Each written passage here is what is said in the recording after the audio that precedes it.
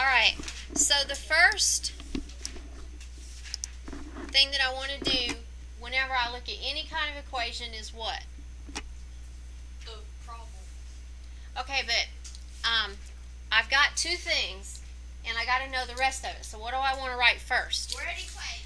The word equation. Okay, so silver nitrate.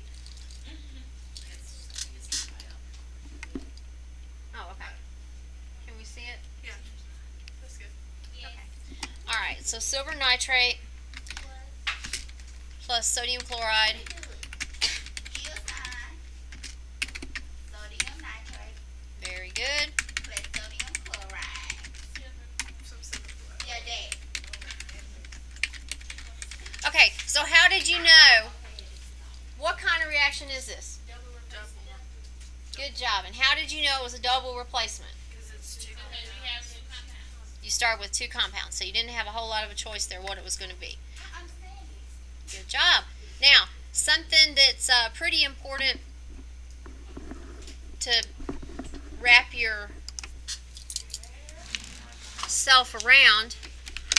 If we say, if you get something that says you want the net ionic equation, everything is going to start out in what? Word. Well, yeah, but what form? Like Like the balanced form of it? no, you're dealing with what you asked me a while ago. She said, what are we going to start the sodium? Yeah. What are we going to start out our phases as? Okay, like is it solid, liquid, gas, aqueous?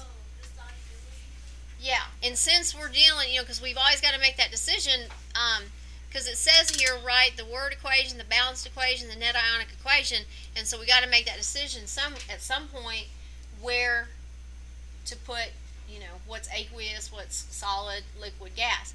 So what is the clue, the big clue, that everything is going to start out in aqueous form here?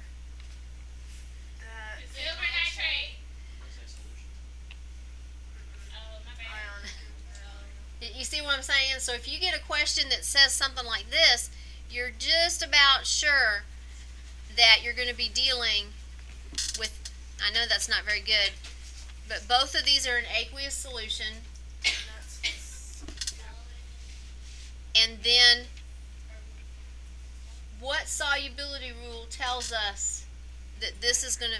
Nitrates are almost always soluble. Okay, nitrates are almost always soluble. And also, what else is almost always soluble? Sodium is almost always soluble. So this doesn't have much of a chance but to be soluble. Okay, now what's this rule with silver chloride? It's the third. It's Notable exception. Very good. And this is going to be... That's the only thing silver can get precipitated back. Yeah, the only thing chloride can... Yeah.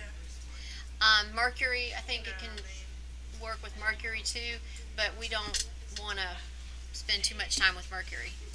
Okay, so now the second step is we want to translate these into what? The formula. Formulas, very good. Now, silver has what charge? One charge. Positive. Is it ever a multivalent? Nope. Nope. Okay, nitrate is always... Okay, so I don't have to do anything special to that there, do I? Okay. Then I can go ahead and erase those little signs right there. Alright. Sodium chloride. Yeah, if you don't know that, go ahead and drink cyanide.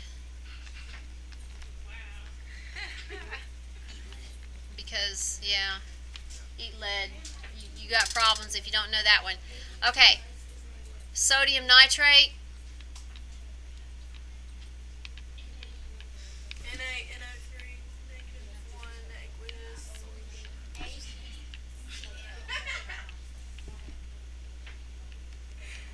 Okay.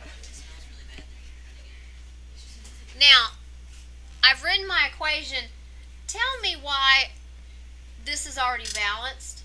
Can you give me a real simple answer? It's a 1-to-1 equation. All their numbers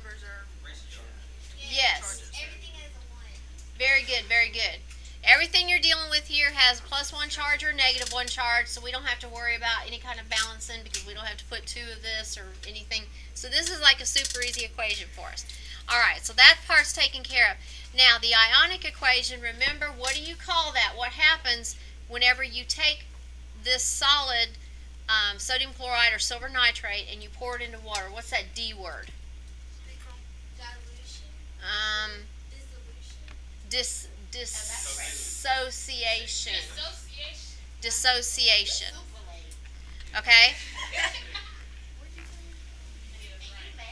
So remember, has the identity, once I put this into water, has my identity changed here? No, it's just dissociated. That water has kind of pulled it apart from each other. Alright, so this is my total ionic equation.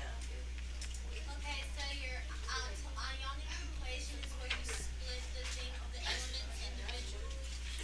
And yeah, you show their ions. Individual elements. Yes. Individual ions.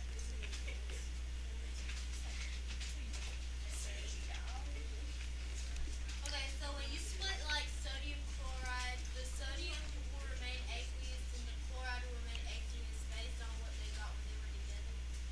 Yeah, because What do you mean by they don't change their identity? yeah, because right now this is just like saying I've got a bottle of sodium chloride, and inside my bottle of watered down sodium chloride, it looks just like this: sodium ions floating around, chloride ions floating around. Okay. Now, once you mix these two things and you put both of these things in your bucket, the sodium nitrate, it's still going to be floating around.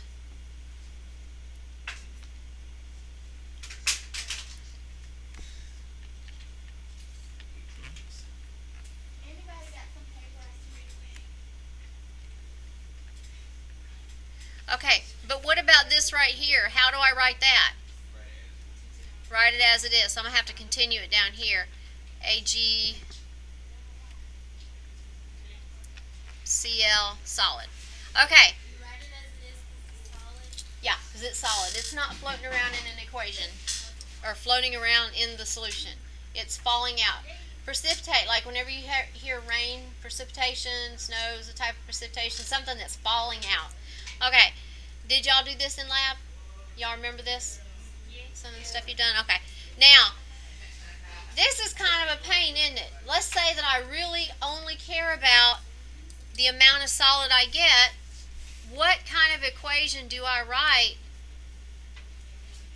so that it only shows me what I need to know? Net ionic equation. Very good. Okay, so now this is what we like, and you're going to get real good at this because it makes your work faster. And so when you find little shortcuts that make your work faster, you'll find that you get good at them. So what I need in my net ionic equation, I need this, and I need the two things over here that give me this. And so my net ionic equation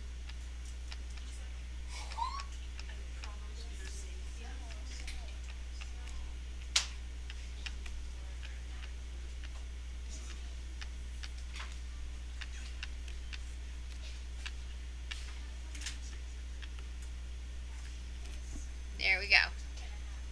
Now, can you see the value of using a net ionic equation? If I give you a stoichiometry problem, let's say that I say, all right, you work at this factory and you have to produce 75 grams of silver chloride so that we can put it in a little container and sell it to somebody.